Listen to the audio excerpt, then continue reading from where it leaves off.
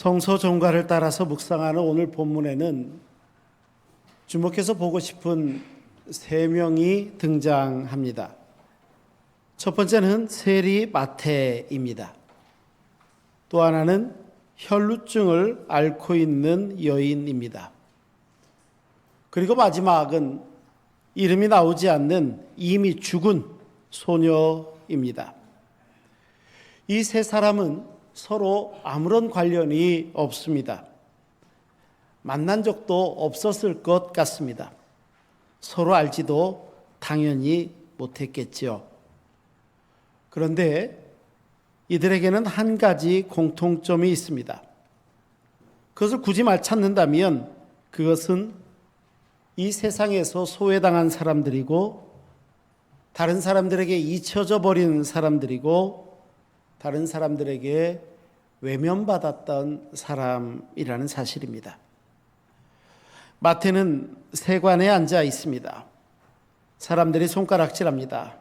그래도 매일 같은 자리에 매일 같이 다양한 의미의 사람들의 눈총을 받아가면서 살아가는 인생이 마태의 인생이지요. 혈루증에 걸린 여인은 어떻습니까? 그저 군중 속에서 존재감이 잊혀질 수도 있겠다라는 생각이 들면서 그렇게 숨어 지내는 존재입니다. 12년 동안이나 사람들을 피해서 뒤에 숨어 있었습니다. 누구에게도 드러나지를 않았습니다.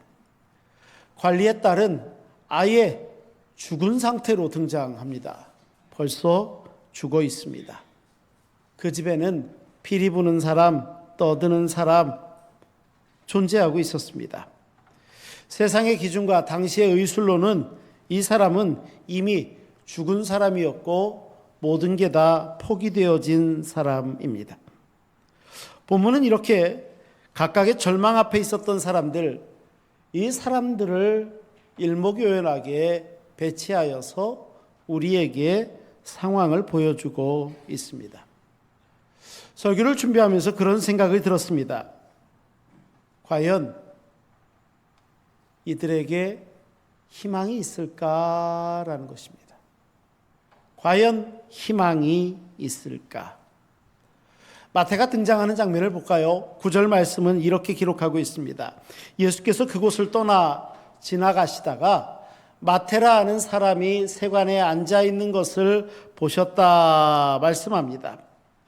마태복음에는요, 이 사람의 이름이 마태 이렇게 기록하고 있습니다. 그런데 다른 복음서에서는 이 사람의 이름이 레위라고 기록되어져 있습니다. 이 사실이 실은 우리의 시선을 붙잡아 놓고 있습니다. 왜냐하면 이 사람은 불리는 이름이 두 가지였다라는 의미도 되기 때문입니다. 마태는 헬라식 이름입니다. 레위는 히브리식 이름입니다. 그러니까 불리워지는 이름만 봐도요, 이 사람이 얼마나 아슬아슬한 이 경계선상에서 살아가고 있는지 짐작이 됩니다. 헬라식 사고를 하는 사람이 부르는 이름이 있고 히브리식 사고를 가진 사람들이 부르는 이름이 둘 다 존재했다는 사실이 이 사람의 인생이 어느 경계선에 있었는지를 짐작할 수 있기 때문입니다. 그의 직업이 세리였습니다. 세리는 뭡니까? 로마 제국의 세금을 거두는 사람입니다. 로마 제국 편에 서서 세금을 거둡니다. 이방인의 돈을 매번 만지는 사람이고 이 사람 등 뒤에는 아주 강력한 권력이 로마라는 이름으로 떡 자리 잡고 있고, 그런 면에서 세리였던 마태는 유대인들의 율법이라는 이 테두리에서 아슬아슬하게 유대인들은 레위로, 이방인들은 마태로 이렇게 부르고 있었다는 겁니다.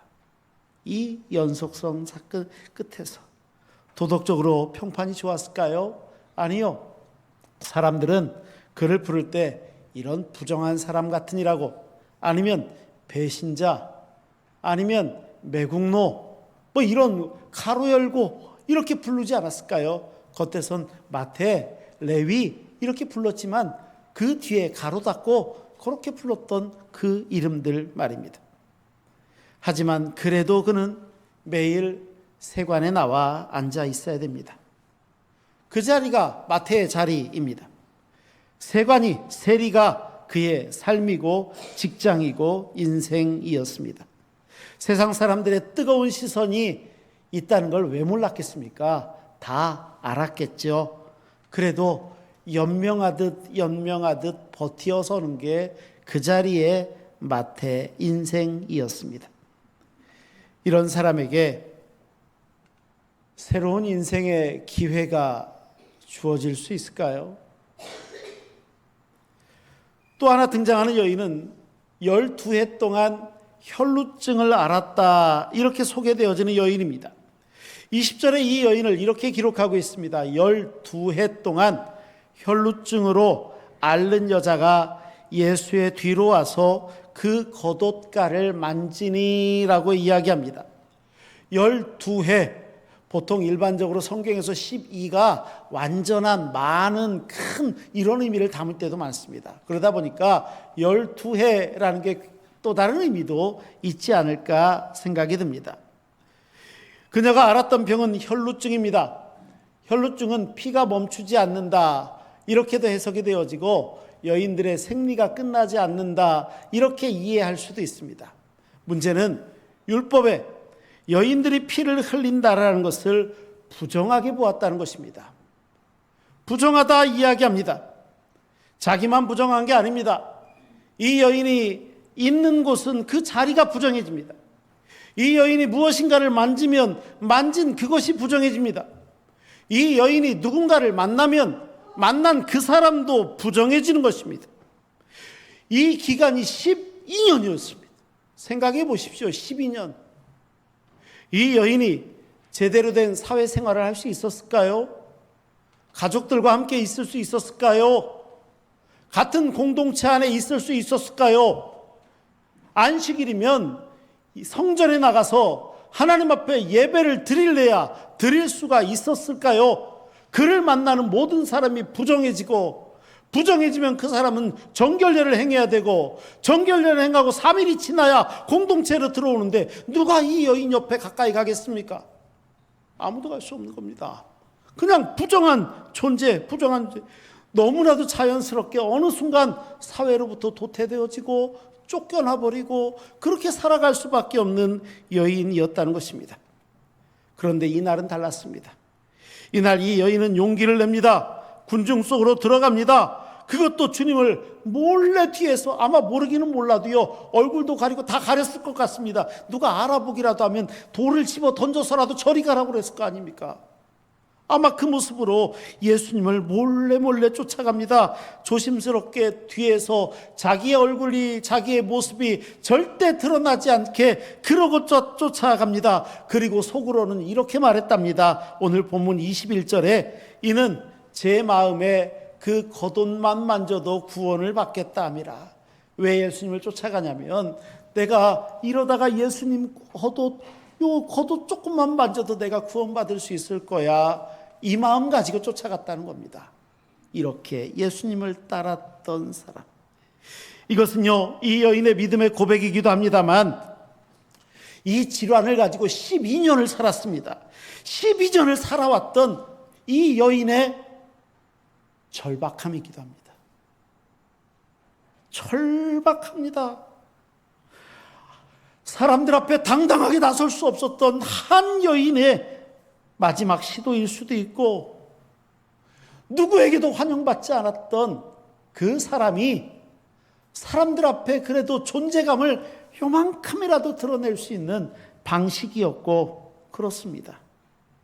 이 여인이 뒤에 몰래가 아니라 당당하게 앞에 나설 수 있는 기회, 그 기회가 이 여인에게 있을 수 있기는 할까요? 또한 여인은 이름도 나오지 않는 그냥 죽은 여인입니다. 18절 말씀에 보면 한 관리가 와서 내 딸이 방금 죽었사오나, 다른 본문으로 유추해 볼 때 혹시 그 사람은 회당장이 아니었을까, 이런 생각이 드는 아버지의 딸 그 여인 말입니다.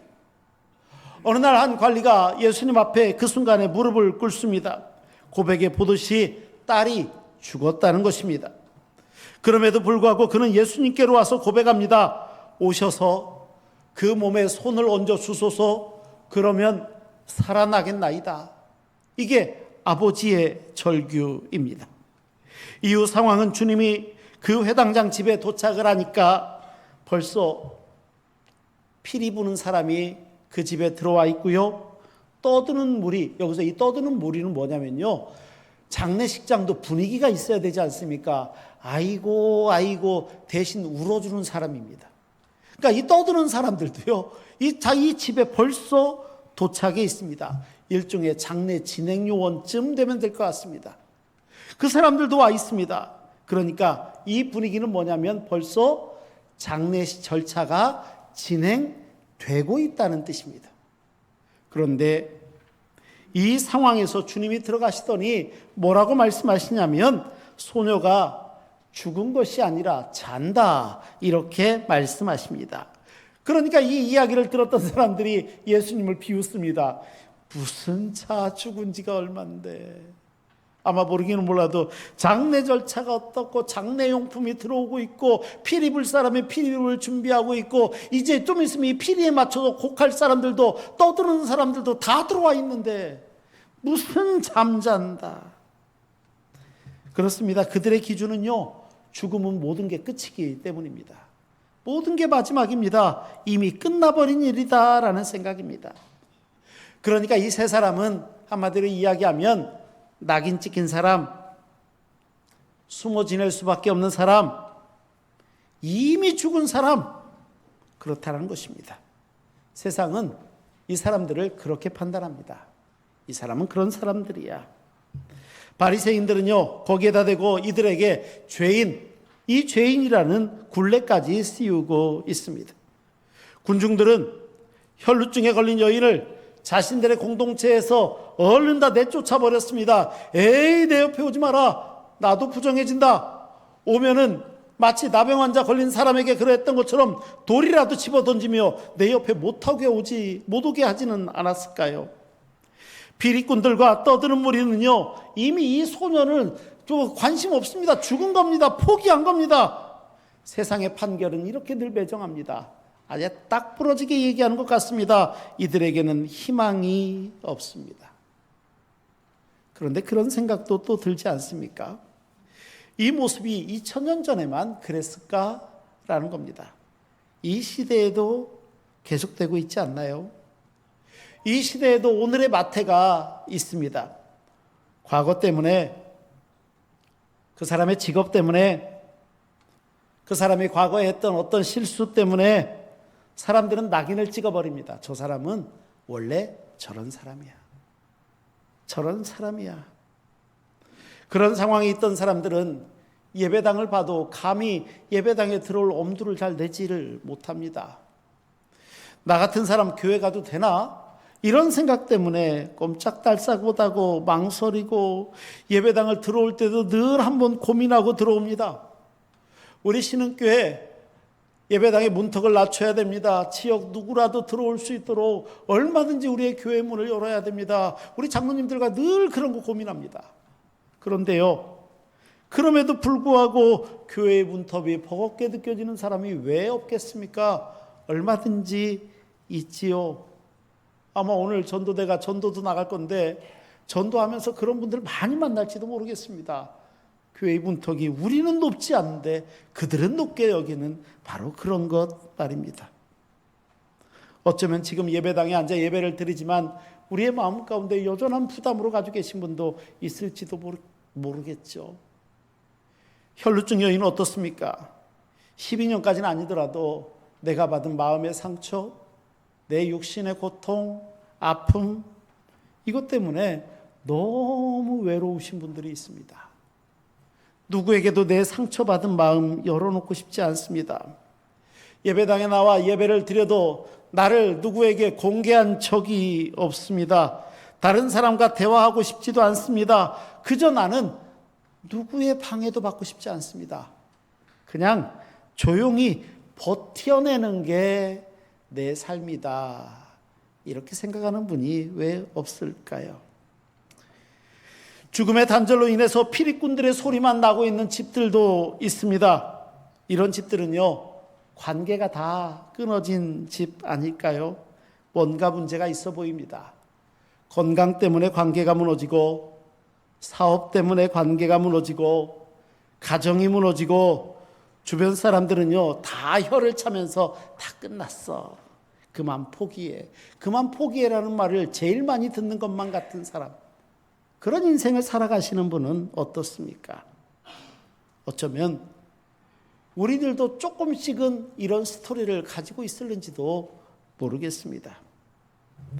그런데 이것만 가지고도 벅찬데 오늘 성경을 읽다 보면 정말 당황스러운 장면이 하나 있는데 이 모든 상황에 정죄하고 다니는 바리새인들입니다. 바리새인들이 정죄합니다. 근데 희한하죠? 낯설지가 않습니다. 그들도 나름대로의 정죄하는 기준이 있습니다. 이방인의 돈을 만지니 저런 사람이 죄인이지.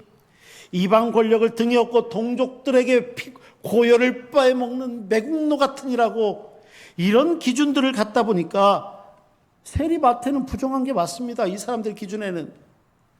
그런데 문제는 또 따로 있는 게 아닐까요? 자기들이 만들어 놓은 기준이 어느 순간도 사람보다 위에 있습니다. 그리고 그 기준으로 사람을 눌러버립니다. 저 사람은 이래서 안 되고, 저 사람은 저래서 안 되고, 저 사람은 과거에 어떤 사람이었는데 겉으로는 아닌 것 같아도 소리 없는 마치 유리천장이나 유리벽이 있는 것처럼 그 안에서 절대 나오지 못하게 만들어버리는 바로 그것, 군림하듯이 작동하고 있는 바로 그것 말입니다. 이 판결이요, 자칫 잘못하면 누군가 어떤 사람을 뒤로 물러서게 도망치게 만든다는 겁니다. 누구도 겉으로 드러내지 못하는 상황으로 만들어버립니다. 그리고 나서 도망친 그 사람은 또 마음속으로 그 생각할 겁니다. 내가 주님의 옷자락만 만져도 구원을 얻을 텐데. 이 마음 때문에 바리새인들은 예수님 이해가 안 됐을는지도 모릅니다. 아니, 예수님의 오신 목적과 방향과 이상은 너무 좋은데 그걸 어떻게 우리의 삶 가운데 그렇게 생각했을는지도 모릅니다. 받아들이지 못하죠. 그런데 기억하십시오. 긍휼은 기준이 아니라 마음에서 나온다는 것입니다. 기준으로는 사람을 판결할지 모릅니다. 하지만 그 기준이 사람을 살려낼 수 없다는 것을 우리는 잊어서는 안 됩니다. 다시 말씀으로 들어가 볼까요? 이제 예수님이 마태에게 하신 일이 있습니다. 놀랍게도 오늘 말씀에서 제가 묵상을 하면서 같은 단어가 반복되는데 너무 신기하고 은혜가 됐습니다. 9절 말씀을 보면 마태에게 이렇게 보이십니다. 마태를 보시고 이르시되. 주님의 모습입니다. 원어에서는요, 단순히 눈으로 이렇게 안경 너머로 보는 것처럼 보는 것을 넘어선다는 것입니다. 오히려 주목했다, 누군지 알아봤다, 또 그를 인정했다, 이게 보시고라는 원어의 뜻입니다. 예수님은 달랐습니다. 바로 알아보십니다. 그리고 바로 말씀하십니다. 나를 따라오너라. 이것은 권유가 아니라 명령이었습니다. 마태는 쭈뼛거릴 틈도 없었습니다. 망설임보다도 먼저 주님이 먼저 오셨습니다. 그러자 마태는 대답합니다. 일어나 따르니라. 다른 성경에는요, 병행본문에는 그 앞에가 더 있습니다. 모든 것을 버리고 일어나 따르니라. 그가 이루어놨던 모든 직업, 쌓아둔 모든 것, 세상이 부르고 있는 이름, 모든 것들을 다 뒤로하고 일어섭니다. 혈루증 걸린 여인은 어떻습니까? 22절 말씀에 보면 놀랍죠. 동일한 단어가 또 등장합니다. 예수께서 돌이켜 그를 보시며, 주님이 보셨다는 거예요. 그를 보시며 이르시되. 여인은 뒤에 몰래 숨어서 그래도 예수님의 옷자락이라도 이렇게 갔는지도 모르겠습니다. 그런데 예수님께서 얼굴을 보신 것도 아니신데 겨우 예수님의 옷자락에 손을 댔는데 예수님이 갑자기 몸을 돌이키십니다.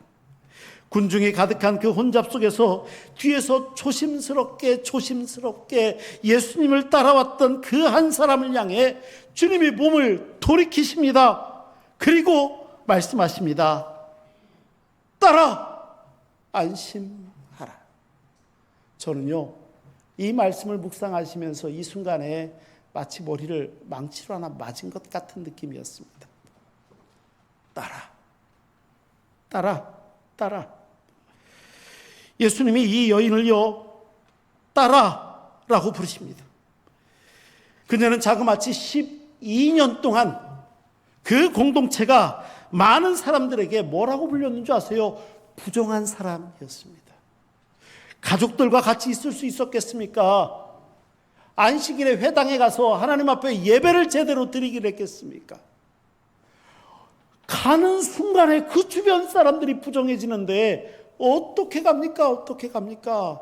그냥 쫓겨난 인생이었습니다. 누구에게도 잊혀진 존재였고요. 만약에 그 순간에 누가 알아봤으면 저기 다가오기 전부터 돌을 집어 던지면서 오지 마라, 그 입을 가리고 부정하다 외쳤을 텐데 어떻게 거기를 나아갑니까? 그런데요, 주님은 이 여인을 보자마자 가장 먼저 부른 게 딸이었습니다. 따라. 딸이 뭡니까? 딸은 가족입니다. 딸은 가족이에요. 우리 공동체의 일원이라는 것입니다. 12년 동안 수많은 사람들에 의해서 불려줬던, 그녀에게 덮어 씌워졌던 모든 정죄, 모든 아픔, 모든 질시, 이 모든 것들을 다 내려놓으시더니 한마디로 따라 이겁니다. 따라. 주님은 그녀를 따라 이렇게 부르세요. 따라. 다 뒤집습니다. 이제 치유하시지만 치유하시기 전에 먼저 그녀의 이름을 부르시고 그녀의 정체, 아이덴티티가 뭔지를 보여주세요. 따라입니다. 세 번째, 관리의 딸은 어떻습니까? 25절에 가서 보니까 소녀의 손을 주님이 이렇게 잡으셨다 이렇게 말씀합니다. 먼저 주님께서는 그 안에 들어와 있었던 피리꾼들 다 나가라. 떠드는 사람, 그러니까 이제 곡할 준비하고 있는 사람들, 곡할 준비하고 있는 떠드는 무리들 다 내보냅니다. 잔다고 하니까 다 비웃습니다. 비웃음과 절망이 가득했던 그 공간에 주님이 들어가시더니 비웃음이 멈춰진 이 자리에서 주님은 이제 기적을 베푸시기 시작합니다. 소녀의 손을 잡으셨습니다. 율법에서요, 죽은 사람 시체의 손을 만진다는 것, 시체를 접한다는 것은요, 그 사람도 부정해진다는 뜻입니다. 그래서 시체가 있으면 그 근처를 가지 않습니다. 다른 복음서에 회칠한 무덤이라는 말이 그래서 나오는 겁니다. 회를 하얗게 무덤을 칠해놓으면 그 사람이, 죽은 사람이 그 땅속에 있다는 걸 알기 때문에 저 멀리서부터 돌아가라는 뜻입니다. 이게 회칠한 무덤입니다, 실은. 그런데 주님은 가시더니 지금 장례가 진행되고 있는 벌써 죽은 소녀의 손을 덥석 잡으시니까 주님이 부정하게 되신 것이 아니라 예수님의 손이 닿자 부정함이 아니라 오히려 생명이 전달되고 있습니다. 생명이 흘러갑니다. 소녀가 일어납니다. 다 끝났다고 사람들은 생각했습니다. 이미 끝났다고 생각했습니다. 그래 보이는 자리, 비웃음과 질시만 나고 절망만 남아있던 바로 그곳에서 예수님이 손을 잡으시니까 생명이 일어나는 겁니다. 생명이. 이 세 사람에게 모두에게 이 모든 상황에 주님이 하시고자 하시는 말씀이 있었습니다.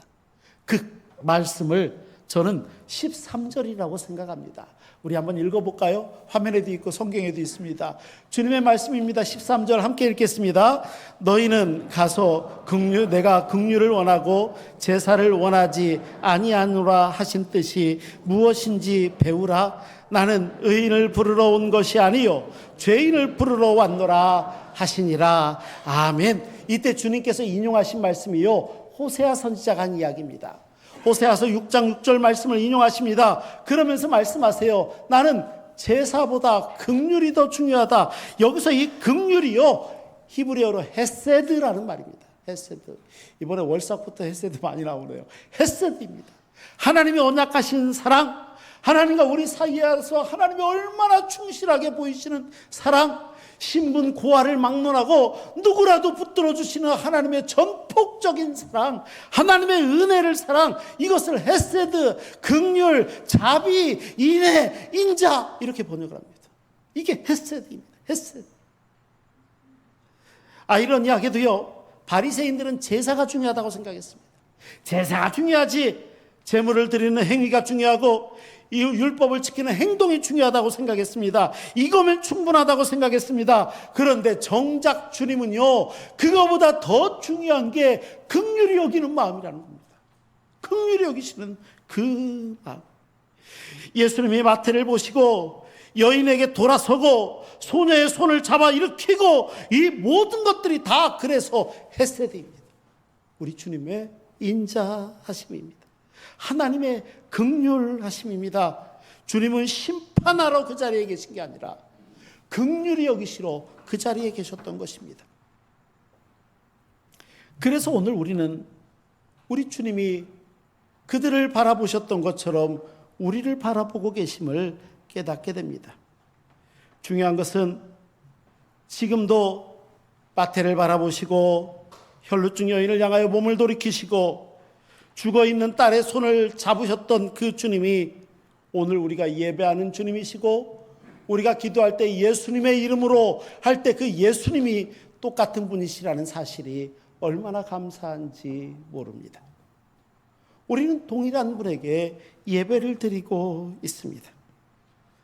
그 사랑의 눈으로, 마태를 보셨던 그 사랑의 눈으로 오늘 예배하는 우리 한 사람 한 사람을 다 바라보고 계십니다. 세상이 어떻게 판단했든지 간에, 판결이 어떻든지 간에, 그의 삶의 자리가 어떻든지 간에 헤세드의 시선이 우리에게 머물고 있습니다. 혈루증 여인을 향하여 몸을 돌이키시고 기꺼이 다가가셨던 주님은요, 지금도 군중들 속에 숨어있는 한 사람 한 사람을 향하여 몸을 돌이키시고 찾아가신다는 것입니다. 오늘 이곳에서 함께 예배를 드리고는 있지만 그 마음속에 너무 힘겨운 문제를 가지고 혼자 버티듯이 누구에게도 내놓지 않는 마음을 가지고 이 자리에 계신 분이 혹시 계실까요? 주님이 바라보고 계십니다. 주님이 우리와 함께 하십니다. 예수님 뒤에서 옷자락이만큼이라도 만져보면 그 심정으로 계십니까? 주님이 우리를 향하여 몸을 돌이키시고 말씀하십니다. 딸아, 아들아, 안심하라. 안심하라. 그 주님 말입니다. 관리의 또래 딸에게 손을 내미셨던 주님, 절망과 죽음의 흔적이 가득 찼던 그 회당장의 집이라도 주님은 기꺼이 들어가십니다. 사람들은 포기했고요, 피리꾼도 도착했고요, 분위기 잡아줄 떠드는 사람들도 다 있었지만, 울을 울려고 준비하고 있었던 그 자리였지만 그 한복판에 주님은 기꺼이 들어가십니다. 오늘 우리 아픔의 현장에도 주님이 기꺼이 들어오십니다. 우리와 함께 하십니다. 그리고 죽은 것과 별반 다르지 않는 우리의 손을 잡아주십니다. 우리를 일으켜 세우십니다. 혹시 우리 가운데 그런 상황 가운데 있어서 마음 아프신 분이 계십니까? 우리 주님이 함께 하실 줄 믿습니다. 그 은혜 말입니다. 예수님의 부름을 받았다면 우리도 이제 누군가를 향하여 몸을 돌아설 수 있어야 됩니다. 군중 속에 숨어있는 누군가를 위해서, 낙인이 찍힌 게 너무 부끄러워서 뒤로 물러서 있는 사람을 위해서, 다른 사람들이 다 포기했고 절망 가운데 있는 그런 사람들을 위해서 주님이 그들을 물끄러미 바라보고 계심을 잊어서는 안 됩니다. 이제 우리도 주님의 시선으로 누구를 바라봐야 되지 않겠습니까? 제사보다 긍휼을 원하신다는 주님의 마음을 배워라 하셨는데 우리도 그것을 배워야 되지 않겠습니까? 내 판단보다도 사랑과 은혜를 먼저 선택하는 공동체가 되어야 됩니다. 우리가 복음을 전하고 전도하는 이유도 바로 그것입니다. 그렇게 복음을 전하는 것입니다. 그 시선을 가지고 나아가는 것입니다. 우리 신흥교회는 그런 공동체가 되어야 합니다. 세관에 앉아있던 마태를 예수님이 바라보셨습니다. 군중 속에 숨어있던 여인을 예수님이 바라보시고 몸을 돌이키셨습니다. 이미 죽어있던 소녀의 손을 예수님이 붙잡아 일으켜 세우십니다. 그리고 그 동일한 주님이 오늘 우리 신흥의 권속들 한 분 한 분을 바라보고 계십니다. 우리와 함께 하십니다. 그리고 말씀합니다. 나를 따라오너라. 나를 따라오너라.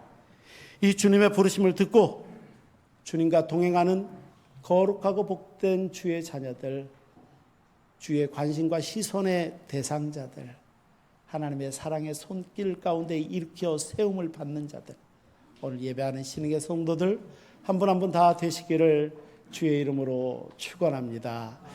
기도하시겠습니다. 거룩하시고 자비로우신 아버지 하나님, 감사합니다. 하나님 은혜 가운데 우리를 부르셨습니다. 세우셨습니다. 하나님의 자녀로 삼으셨습니다. 마태에게 그랬던 것처럼 12회를 혈루증을 앓았던 여인에게 그랬던 것처럼 죽어서 장례가 진행되고 있었지만 예수님의 손에 의하여 이렇게 세움을 받았던 그 소녀에게 행했던 것처럼 우리를 바라보시는 주님의 은혜를 기억합니다. 이제 주님을 따라 나를 따르라 하신 그 요청에 마태가 따라가며 하나님의 역사를 감당했던 것처럼 이제 저희도 주의 역사를 감당하는 복된 믿음의 자녀들 되게 하여 주옵소서. 어느 순간에도 주님이 우리를 바라보심을 잊지 않고 믿음으로 안심하며 위로받으며 주와 함께 하나님의 역사를 행하게 하여 주옵소서. 예수 그리스도의 이름으로 기도하옵나이다. 아멘.